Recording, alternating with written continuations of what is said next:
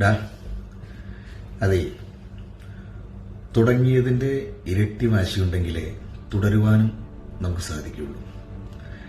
തുടങ്ങിയ സ്ഥലത്തിന്റെ സുരക്ഷിതത്വത്തെ പോലെ തന്നെ, അല്ലെങ്കിൽ അതിൽ കൂടുതൽ എത്തിച്ചേരേണ്ട സ്ഥലത്തിന്റെ മഹനീയതയ്ക്ക് പ്രാധാന്യം നൽകിയാൽ മാത്രമേ ഏത് യാത്രയും പൂർത്തിയാക്കുവാനും നമുക്ക് സാധിക്കുകയുള്ളൂ.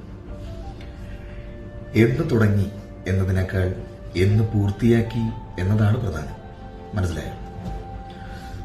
തുടങ്ങാൻ താൽക്കാലിക പ്രലോഭനം അല്ലെങ്കിൽ പ്രചോദനം അത് മാത്രം മതിയാകും.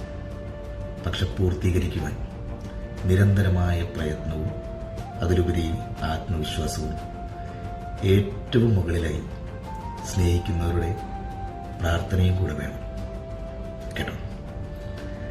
അങ്ങനെ ഒരു ലാഭവും പ്രതീക്ഷിക്കാതെ സ്നേഹിക്കുന്ന ചിലരുണ്ട്, വളരെ ചുരുക്കം ചിലർ.